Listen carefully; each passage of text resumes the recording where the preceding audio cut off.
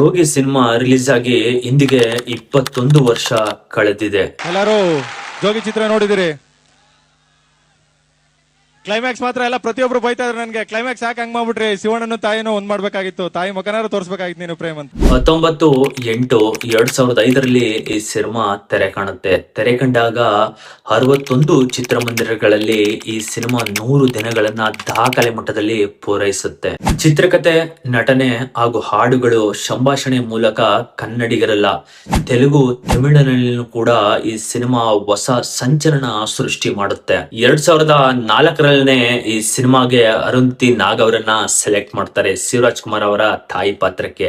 ಮಲೆ ಮಹದೇಶ್ವರ ಬೆಟ್ಟಕ್ಕೆ ಅರುಂಧತಿ ನಾಗ್ ಅವರು ಹೋಗಿ ಅಲ್ಲಿನ ಕನ್ನಡವನ್ನು ಹಾಗೆ ಅಲ್ಲಿನ ಕಲ್ಚರ್ ಎಲ್ಲವನ್ನು ಸ್ಟಡಿ ಮಾಡ್ತಾರೆ. ನವೆಂಬರ್ ನಲ್ಲಿ ಈ ಸಿನಿಮಾದ ಚಿತ್ರೀಕರಣದ ಮೊದಲ ಭಾಗವನ್ನ ಡಾಕ್ಟರ್ ರಾಜ್ಕುಮಾರ್ ಹಾಗೂ ಪಾರ್ವತಮ್ಮ ರಾಜ್ಕುಮಾರ್ ಅವರು ಶಿವರಾಜ್ ಕುಮಾರ್ ಅವರಿಗೆ ಆಶೀರ್ವಾದ ಮಾಡುವ ಮೂಲಕ ಮೊದಲ ಬಾರಿ ಕ್ಯಾಮ್ರಾ ಮುಂದೆ ಕಾಣಿಸ್ಕೊಳ್ತಾರೆ. ಈ ಸಿನಿಮಾವನ್ನು 100 ದಿನಗಳ ಕಾಲ ಚಿತ್ರೀಕರಣ ಮಾಡಲಾಗುತ್ತೆ. ರಾಜಸ್ಥಾನ ಹಾಗೆ ಮೈಸೂರು ಹಾಗೆ ಕೊಳ್ಳೆಗಾಲದ ಕಡೆ ಈ ಸಿನಿಮಾದ ಚಿತ್ರೀಕರಣ ನಡೆಯುತ್ತೆ. ಈ ಸಿನಿಮಾದಲ್ಲಿ 6 ಹಾಡುಗಳಿದ್ದು ಕೇವಲ 6 ತಿಂಗಳಲ್ಲಿ 3 ಲಕ್ಷ ಆಡಿಯೋ ಕ್ಯಾಸೆಟ್ ಸೇಲ್ ಆಗುತ್ತೆ. ನಾನು ಕುಣಿತೀನಿ, ಕುಣಿಲ ನೀನು ಕುಣಿ ಬಾ.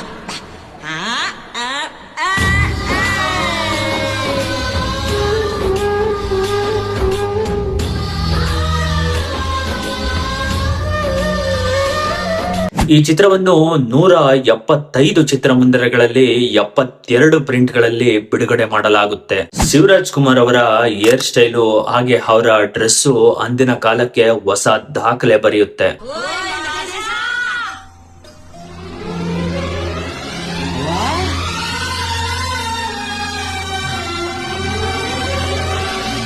ಚಿತ್ರ ಬಿಡುಗಡೆಯಾದ ಒಂದೇ ತಿಂಗಳಲ್ಲಿ 3 ಕೋಟಿ ಗಳಿಕೆ ಮಾಡುತ್ತೆ. ವರದಿಗಳ ಪ್ರಕಾರ ಈ ಚಿತ್ರದ ಗಳಿಕೆ ಬಂದು ಒಟ್ಟು 14 ಕೋಟಿ.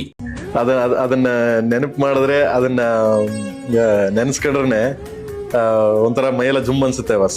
ಚಿತ್ರಲೋಕ.com ವರದಿಗಳ ಪ್ರಕಾರ ಈ ಚಿತ್ರದ ಗಳಿಕೆ 30 ಕೋಟಿ.